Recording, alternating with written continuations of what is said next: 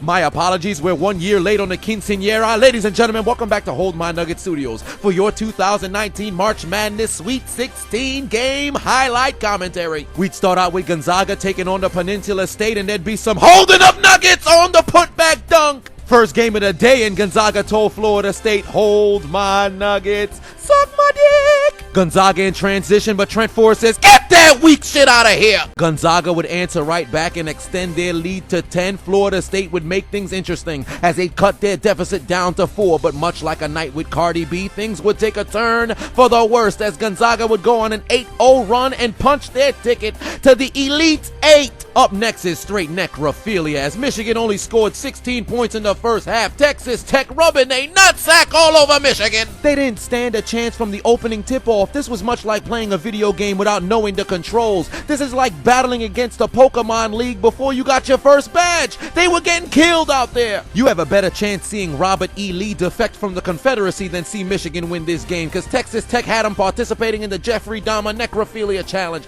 because Michigan may have been dead, but somehow they were still getting fucked. Texas Tech moving on to the Elite 8. Up next, I hope you washed your hands because Tennessee Whiskey and Purdue Chicken were neck and neck in an absolute nail-biter. Both teams would exchange more leads than a private detective. Ryan Klein would find absolute fire. He'd summon blue eyes, white privilege. That's how the white man shoot the basketball. But Tennessee would take the lead right back. They hit the three-pointer because they're black. Ryan Klein says not quite. He hit the step-back jumper because he's white. It's a tie game at 80. 11 seconds left to play. Tennessee would take the lead on a putback dunk. 6 seconds left to play. Carson Edwards to the paint, but Tennessee says, get that weak shit out of here. Last chance for Purdue. Carson Edwards from 3, but he's fouled. They're gonna send him to the line. On the very first attempt, he's selling bricks, but on the last 2, he would show he don't drive automatic. He's got the clutch in the car and force overtime for Purdue Chicken. But in overtime, it'd be all Purdue as Tennessee could only volunteer to watch their tournament hopes go up in smoke. Although they would connect on a late 3, did that help Tennessee come back and win?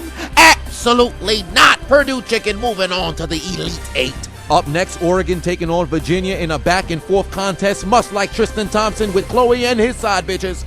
Oh, shit! Both teams would go on to exchange threes like they was playing Uno, as Oregon would connect on 1, Virginia would connect on 1, Oregon would answer right back, and Virginia said, enough of that!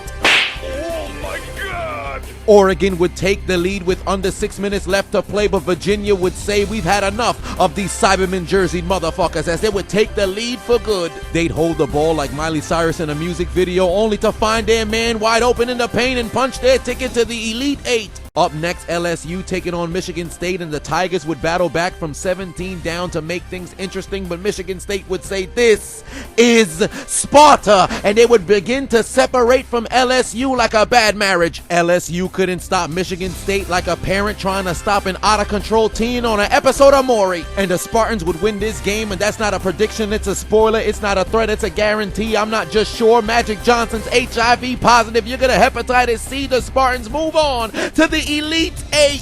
Up next, Kentucky taking on Houston, and the Wildcats would jump out to a double-digit lead, but Houston, we have a problem. The Cougars would shoot lights out from beyond the arc and cut their deficit to 4, as the Wildcats would go nearly 3 minutes without a basket. Houston would rainbow a 3, cut their deficit to 2, head to the foul line, cut it to 1. Kentucky would go another 4 minutes without a basket, and we've got a game. The Cougars would connect on a deep 3 to tie up the game, and they would connect in the paint to take the lead. Houston's got more momentum than a fat man rolling downhill. But in classic Houston sports fashion, they don't listen to the chain smokers because they will let you down, as Kentucky would connect and cut their deficit to 1. Get that weak shit out of here. The shot is blocked by Kentucky. Tyler Harrow down the floor. He'd get the ball back. Call him Tyler Hero. As he'd give Kentucky the lead, Houston would never score again, and Kentucky's headed to the Elite 8. North Carolina taking on Auburn, and the game appeared to be close until Auburn found a way to unplug North Carolina's controller, as they would go on a 14-0 run to close out the first and open the second half. Lay down a towel. The jumper's wet, but Carolina would find a way to make things interesting as they would battle back from 10 down. Nazir Little headed to the paint. Turn of the bitch! Watch out, watch out, watch out! No, no, no, no, no, no! Fuck! And it's all downhill from here for North Carolina as Auburn will begin to rub their nutsacks all over the Tar Heels. Oh my God. Somewhere Kenny Smith is hiding Charles Barkley shirtless eating a pack of donuts because the Auburn Tigers eliminate the North Carolina Tar Heels and they're moving on to the Elite Eight. And last but not least, Virginia Tech taking on Duke in a game closer than a relationship in Alabama as Duke would jump out to a 56-52 lead. And look at the elevation on the Zion Williamson alley-oop. Somebody check his sneakers for springs. He made eye contact with the rim. He's jumping higher than Snoop Dogg on 420. But Virginia Tech would refuse to go away like your parents on a night you were supposed to engage in cordial activity as they would cut their deficit to 5. But Zion would answer right back with more footwork than Dance Dance Revolution. Come here, Zion. Gotcha, bitch. Nani?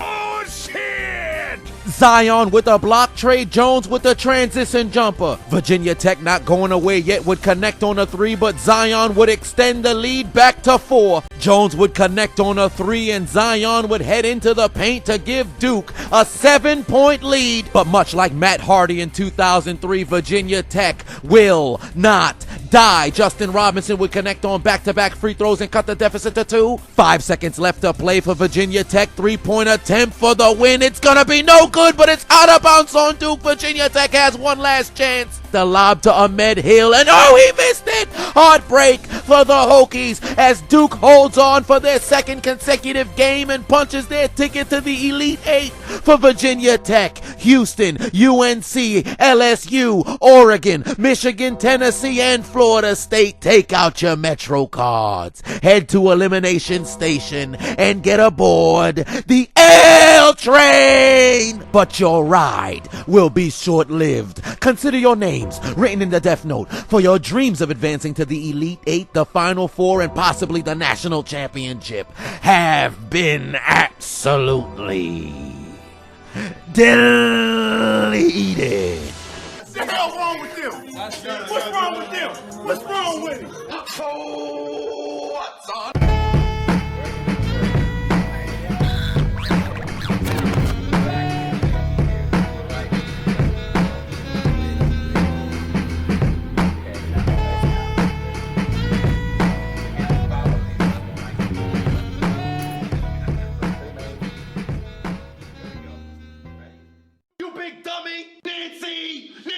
Hold my nuggets. Suck my dick.